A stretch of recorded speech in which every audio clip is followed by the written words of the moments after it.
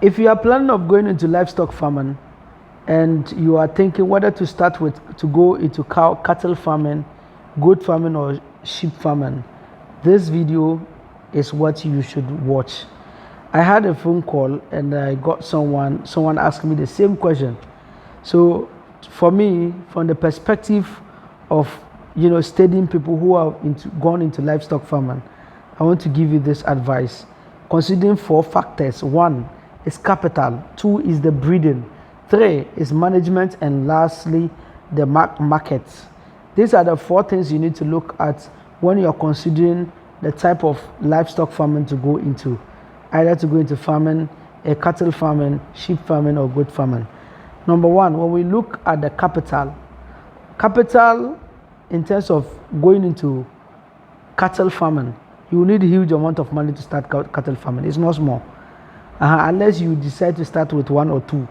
And even with that, if you are comparing to starting sheep farming or goat farming with 1 or 2, the cattle farming money is more expensive than all. So what I'm trying to tell you in this one is that when you are starting a livestock farming, cattle farming require huge amounts of money to go into.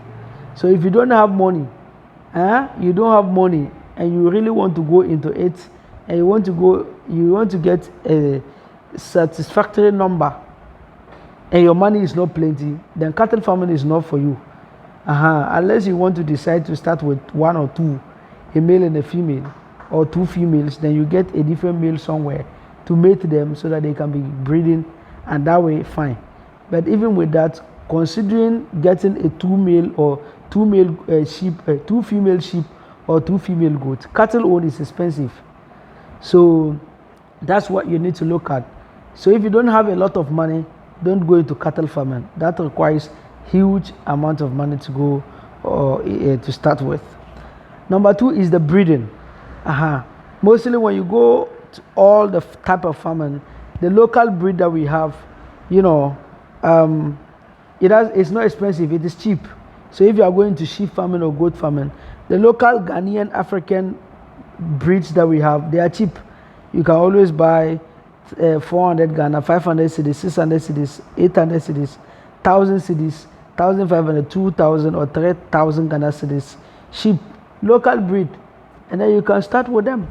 So if it is a female local breeds that you are going for, whether goat, sheep, they are cheap. You can get 1000 cedis, 1300, 1005, and you can start with it.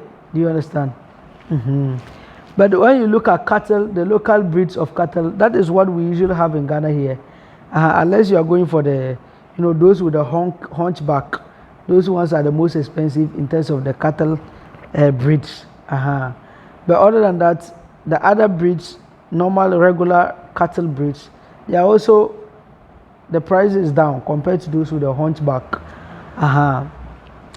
So if you are looking at the breeds and you want to go into the foreign breeds, the long ones, those with long ears, those with long legs, those that have, Balami, if it is sheep, Balami, the Uda type, they are very expensive, and you cannot get them in Ghana here.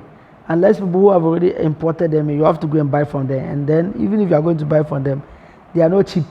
So to get a Balami young female, you have to be holding, it depends on where you are getting it.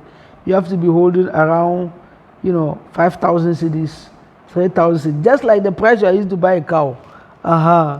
3,000, 5,000, some even 10,000. It depends. Because the importation is not easy to get them into the country. So you need to look at it from that perspective. And if you are going into goat farming and you want to go to the local goats, they are cheap. You can get 400 cedi, 500 cedi goat, 700 cedi goats, 1000 cedis or 1500. Local breed. But those that are imported from Nigeria, you can get it from 1000, 1500. But if you are looking at those that are imported from foreign country like, where is it, Afghanistan or where? Or Mexico, and goats. You are looking at foreign breeds. They are very expensive. 5,000 cedis, 10,000 Ghana cedis, 15,000 Ghana cedis for just one goat. Yes. The reason you buy those ones is that if you get the male of the foreign breed and you have the local Ghanaian breeds, and then the male can cross over 30 or 50 in a month. So if the male is able to mate them, then definitely the children that will come, they'll be also big, and then you can also benefit from that. So people invest huge money into the right breed of livestock, not because they want to slaughter it and chop, no, but because they believe that when they invest huge amount of money to buy the perfect breed, the perfect male breed or the perfect female breed, when they give birth to children, definitely in the few short time, they will be able to reap the money they have invested. So most of the people who have gone into importing sheep into the country, they have not lost, because the money they have invested in the short while, they will be able to reap it back, because the animal give birth, and when they give birth to the tall and big, and when they go to the market and they are able to sell, they are able to get back their breed. So when you are going to livestock farming, you need to also look at the type of breeds and know that the local breeds are cheaper and the foreign breeds are expensive. But at the same time, the profits with the local breed is small, but the profit with the foreign breeds are high. The third one is management. Management is how you take care of the livestock. When it comes to medical treatment and they fall sick, the African local ones, they actually don't fall sick by heart like that. Especially the African local dwarf goats. They are very strong. They are very disease resistant. They don't really fall sick like that. Unless you very much expose them to conditions that are too harsh. Because a goat in an African setting, they are just going about. The owners don't even care about them. Especially widows in the northern region of Ghana. The owners don't care about the goats. They're just walking about. They don't fall sick that. So the local breeds of goats, the local breeds of sheep, the local breed in terms of cattle farming, they are just strong. They don't fall sick. Once in a while that they fall sick, really.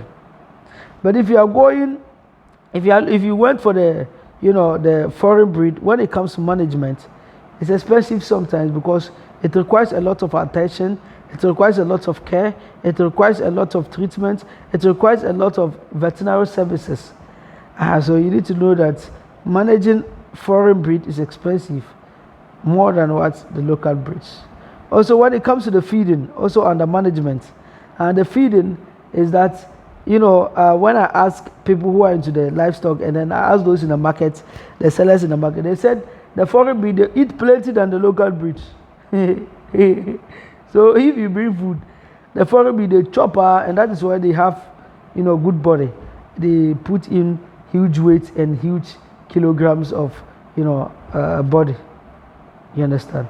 And so they eat plenty, but the local breeds, they also eat, but you can't compare it to what the foreign breed eats.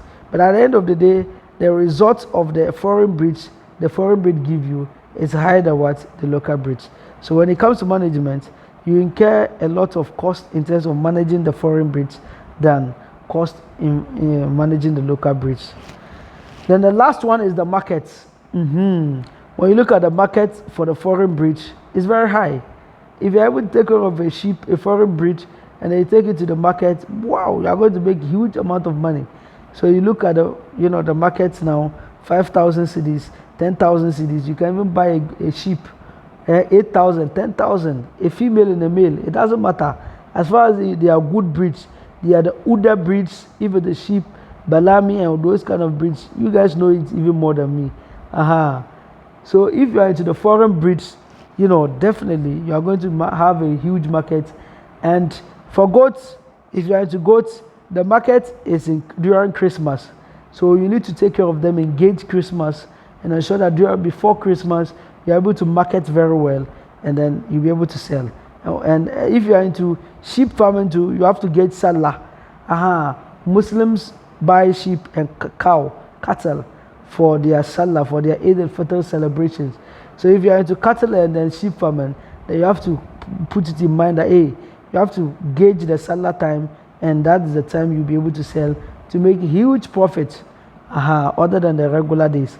And that thing, when it comes to marketing, that I want to give advice to livestock farmers is that you need to also engage in the modern ways of marketing. It's not about taking them to the market where we're sitting down for people to come and ask you before you sell.